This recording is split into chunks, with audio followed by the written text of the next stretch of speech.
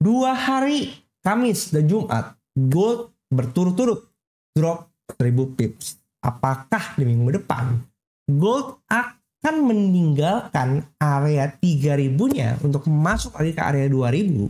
Karena gila banget ini dropnya nggak kira-kira. Is it a bearish time? Let's check out the video.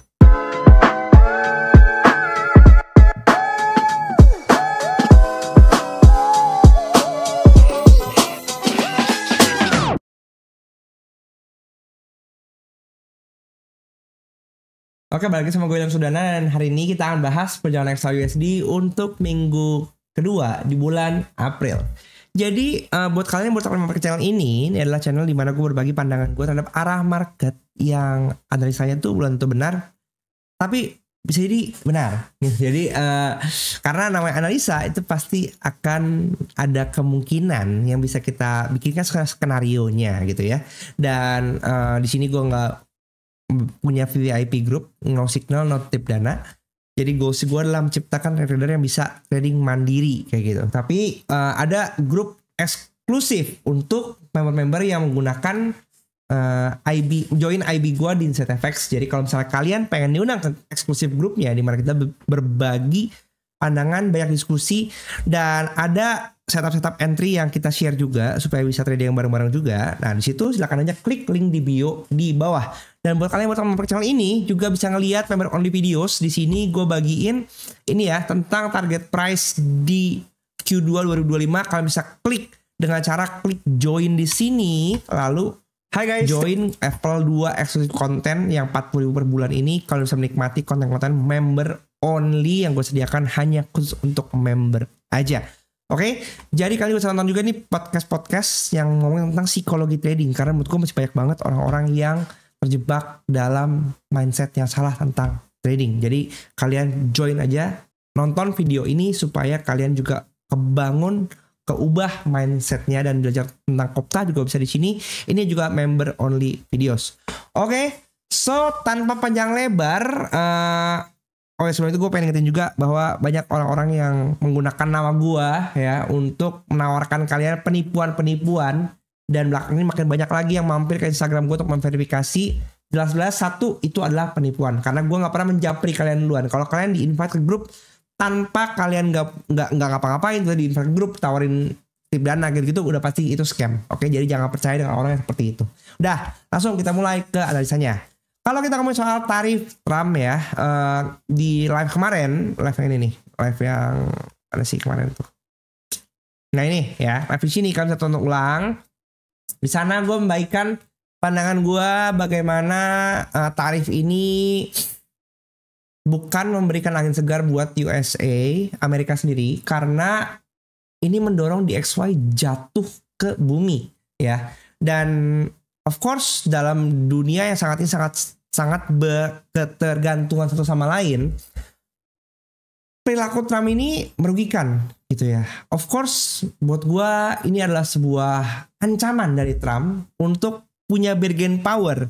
Karena kalau misalnya kita membaca banyak spekulasi atau enggak analisa-analisa orang, perhitungan tarif ini nggak wajar. Karena yang dia lakukan adalah melihat trade defisit terhadap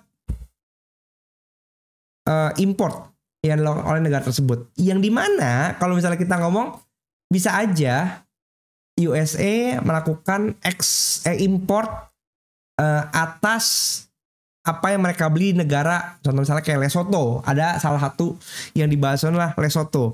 Dia ngambil diamond karena di Lesotho itu punya banyak diamond yang bisa menjadi bahan baku untuk diolah di Amerika. Artinya Amerika melakukan import dari Lesotho. Tapi pembelanjaan ekspor Amerika ke Lesotho itu angkanya kecil, yang nggak masuk akal karena Lesotho itu negara yang miskin, jadi nggak mampu mereka beli barang sesuatu juga dari Amerika ya kan. Of course ini cuma jadi menurut gue akal-akalan aja, karena ketika tarif terhadap Lesotho dinaikin, artinya barang-barang yang diimpor ke Amerika itu harganya jadi mahal. COGS dari barang mentahnya itu juga jadi mahal, yang membuat harga-harga nanti dijual di Amerika itu akan jadi semakin mahal sehingga membuat ekonomi Amerika semakin tidak kompetitif. Karena dalam ekonomi yang sekarang ini juga nggak bagus buat Amerika, sehingga harga yang naik terus menerus itu membuat Amerika juga akan masuk ke dalam jurang ekonomi yang lebih parah lagi gitu ya. Dan di sini baru ada berita terbaru nih. Trump productive call with Vietnam's leader to Lam ya, could ease 46% tarif boost rate ya kan. Di sini siapa yang namanya? Leadernya Vietnam ya, presiden atau apa ya ini ya? Gue kurang tahu, gue yang ingat. Tapi dia udah make a phone call with Donald Trump untuk mendiskusikan tentang tarif ini. Of course, seperti yang udah gue sebutkan bahwa ini adalah akal-akalan Trump untuk bernegosiasi. Jadi tarif yang berlaku ini hanya sementara waktu sampai para pemimpin-pemimpin negara itu berdiskusi dengan Trump untuk mencari jalan tengah mana yang oke untuk win-win solution buat kedua belah negara. Gitu. Jadi menurut gua it's just about time ya. It's just about time tarifnya akan berubah. Tapi yang menjadi narasi bagus juga adalah USA ini di tengah ketidakpastian ini dia mencoba untuk mendobrak sistemnya, membuat sistem yang baru dengan melakukan tarif ini. So kita lihat nanti kelakuannya akan seperti apa. Tapi yang menurut gua yang akan terjadi kepada Bitcoin dan gold itu akan menjadi daya tarik untuk para investor. Oke, jadi kita langsung aja masuk ke chart setelah panjang lebar cop-cop ya. Kalau kita perhatikan ini kita lihat dari chart quarter ini bullish banget ya. Jadi kalau menurut gua apapun yang terjadi gold masih bullish di time frame besarnya ya. Kalau kita ngomong quarter ini abis rally base rally ya, base rally ya. Base kita adanya di sini di 2791. Tapi apa mungkin? Ya nggak tahu ya. Menurut gue sih terlalu jauh ya. Tapi kalau kita ngelihat sekarang pergerakannya sekarang malah kita cenderung menuju ke pivot quarter di 2900. Tapi di sini ada 2947, 2950 itu adalah upper pivot, central pivot yang top dari quarter yang bisa menjadi area pivot juga. Karena range pivotnya jadi dibuat lebar. Terus sengaja gue buat TC ini. Kalau misalnya kalian pernah perhatiin video-video gue sebelumnya, akan tahu kenapa ada TC ini. Oke. Kemudian kalau kita ngeliat di month ini kan kita masuk sekarang dari sisi timing ya. Kita ini masih ada di minggu awal. Makanya busur monthly. Busur monthly kita, pivot monthly udah kesentuh di pergerakan kemarin di hari Jumat. Oleh karena itu, area busur, ini udah masuk area busur monthly. Tapi kalau kita perhatikan area busur monthly itu lumayan lebar ada di sini. Ya, ini ada S1 sampai batasnya di 2906. Anggaplah dia mau sedikit turun ya. Bisa ke BC monthly 2992 atau mungkin ada R2 semester yang menjadi tahanan bagus 3000. Maka kalau point of view gue sih keturunan sampai angka 3000 tuh sangat masih mungkin ya, masih mungkin terjadi oleh karena didukung juga dengan weekly candle weekly yang menunjukkan rejection besar di sini. Ini kalau kita hapus, ini hukum jikanya down, oke? Maka kalau ngelihat dari sini area kenaikan untuk sini pivot weekly kita ada di 23.069. Of course dengan kita ngelihat candle weekly yang super strong rejection dari 3168 sekarang ada di 3038. Di hari Kamis dan hari Jumat itu kita mengalami penurunan sekitar 2000 pips lebih ya. 1000 pips Kamis dan Jumat berturut-turut. Itu pergerakan yang sangat masif gitu. NFP kemarin juga dropnya drastis banget. Ini masih ada terlihat di sini drop 2 hari berturut-turut gold drop minus 2%. Bahkan oil pun dropnya najis minus 6% ya. Iya itu dia. DXY sempat rebound tapi dia juga drop parah. Kalau menurut gua kenaikan kita bisa pantau ke area pivot weekly ya, atau paling jauh bisa ke R1 weekly-nya nih ada di 3122 untuk dia ngejar liquidity di level previous weekly low ya, level weekly 3015 bisa menuju ke S1 weekly-nya di 2969 agak jauh ya. Tapi kita pantau di sini ada tahanan pertama BC monthly dan R2 semester di 3007. Oke. Tapi kalau misalnya kita perhatiin secara struktur sih menurut gue masih valid ya. Karena di weekly sendiri ini ada rally base rally. Dan kita bisa nge-retest ke area base-nya yang ada di dekat nih TC quarter dan EH2 weekly. Di mana 2948 agak jauh. Tapi 2950 kan juga menjadi area breakout dari all time high sebelumnya. Jadi itu seksi areanya 2950. Itu menjadi area oke sih. Mungkin kalau nggak dikejar minggu ini, ya kita bisa pantau mungkin minggu depan lagi untuk dia nge-sweep baru kemudian naik lagi, gitu ya. Weekly belum ada pullback, maka itu daily sih kita udah ngeliat udah ada pullback ya. Nih kalau kita turun ke daily sekarang, daily sekarang berada di area base-nya. Ini area base-nya di sini, oke? Area base ini kembali di reject. Ini yang pertama, dia masuk ke area di sini, di reject ke atas lagi. Kemudian di hari Jumatnya dihajar ke bawah lagi, udah masuk ke area demand yang kecil ini. Sekaligus menutup keseluruhan fair value gap yang ada di sini gitu. Maka ekspektasi kita hari Senin bisa dia naik dulu ke atas ya kan, sampai ngejar ke area pivot weekly atau mungkin bisa mengunjungi area supply lagi di sini. Ini karena ini jadi supply daily ya. Itu RH1 weekly nih di 3122. Tapi kalau misalnya dia bablas ke AB weekly, artinya ya dia akan ngejar ke sini lagi. Karena R1 monthly belum kejar kayaknya. R2 weekly kita berdekatan dengan ini semua. R2 banyak ini. Ini time frame besar ada di sini semua. R2 yearly ada di sini, R3 semester dan juga quarter gitu. Maka itu area confluence di atas ini pun seksi. Which ya kita kalau misalnya kita bukan swinger, menurut gua 100-200 pips untuk satu setup itu cukup mudah dengan kita memperhatikan pergerakan gold yang lagi volatile-volatilenya ya. Ini hati-hati. Ada komen satu teman di grup member baru join, dia bilang gua MC. Lah, gue bilang kenapa bisa MC? Iya, lupa untuk pasang SL. Menurut gue itu habit yang tidak baik ya. Karena kita mencoba untuk melawan market dan merasa kita paling jago. Mau bagaimanapun, mau kita dalam kondisi bullish sekalipun, siapa yang bisa tebak gold drop 1000 pips dalam satu hari? Nggak ada gitu. Karena kalau kita perhatikan ini range-nya kecil-kecil semua ini. Ini berapa sih range-nya? Nih. Ini range-nya segini. Terus ini mengecil. Dihajar bablas ke sini. Nangis coy.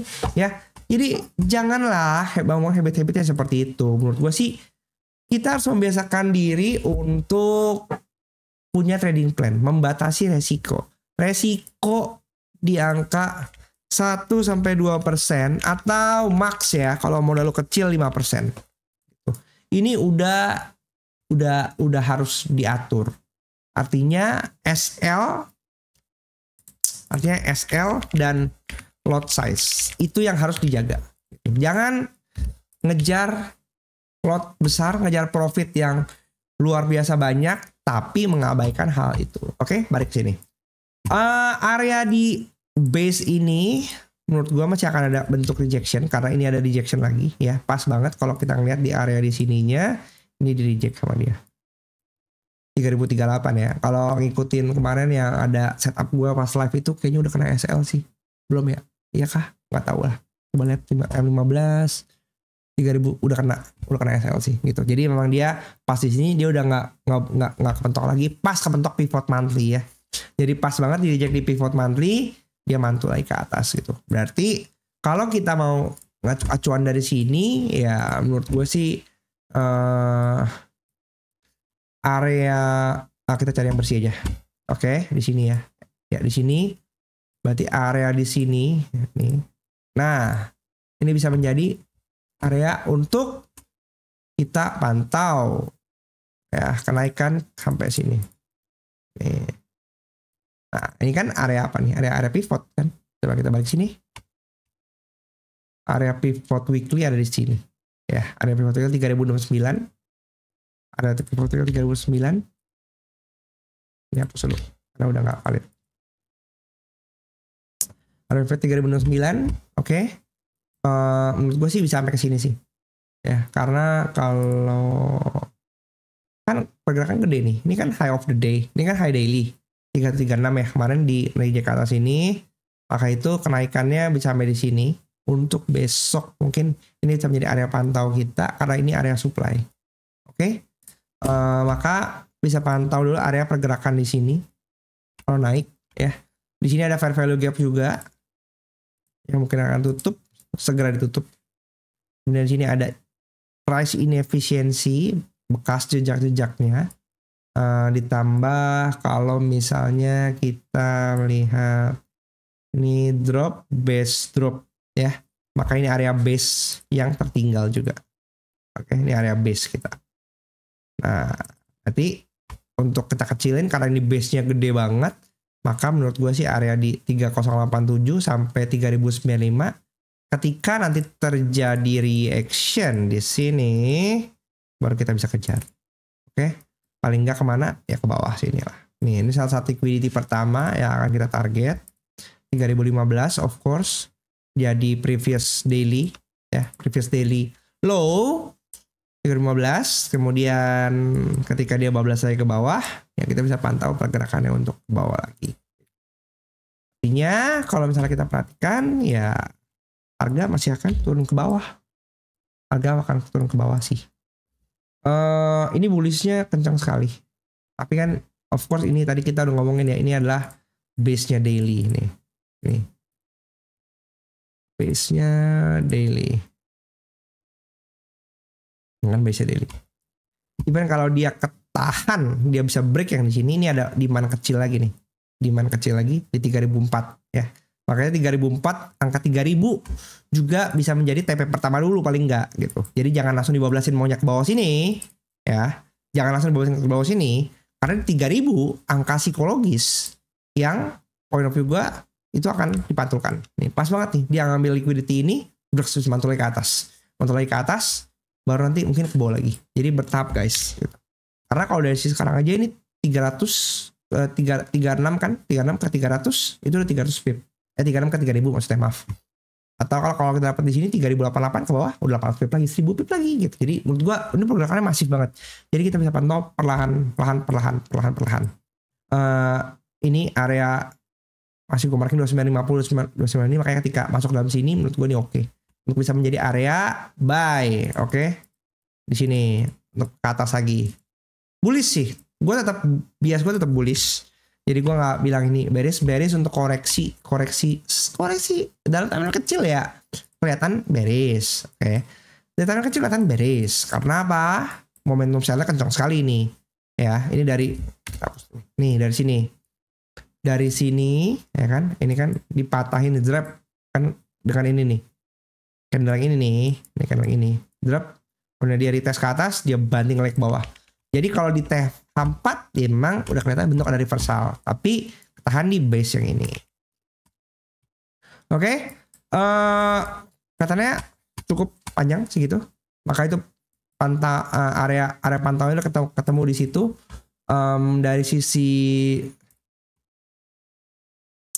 Dari sisi kandang ya, kalau gua ngelihat sih 3043 ini kemarin udah batas ya, ketika ini di break, dia lanjut ke atas ya. Tapi dia gagal nih ke 3179, udah keburu dipantulin lagi ke bawah.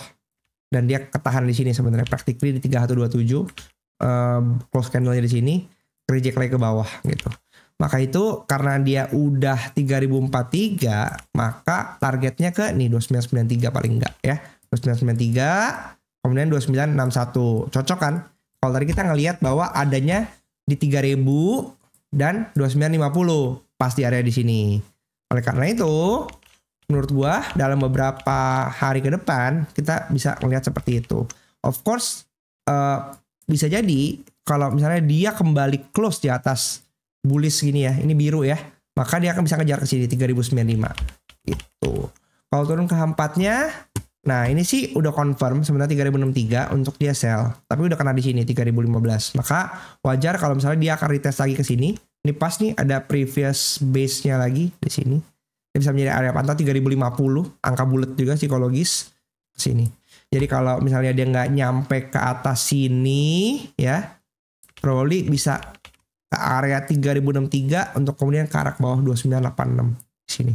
Nah, Pandangannya sih gitu-gitu aja guys. Ya, alright, so itu aja pandangan gue untuk minggu depan.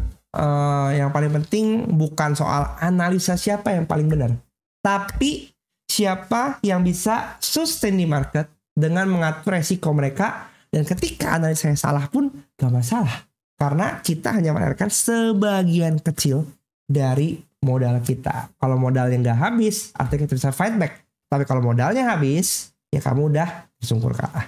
Kalau kalian suka dengan video seperti ini, jangan lupa untuk di-share ke teman kalian, di-like juga videonya, supaya lebih banyak yang nonton, dan diingatkan untuk trading yang sebagaimana mestinya, bukan judi. Sampai jumpa di video selanjutnya.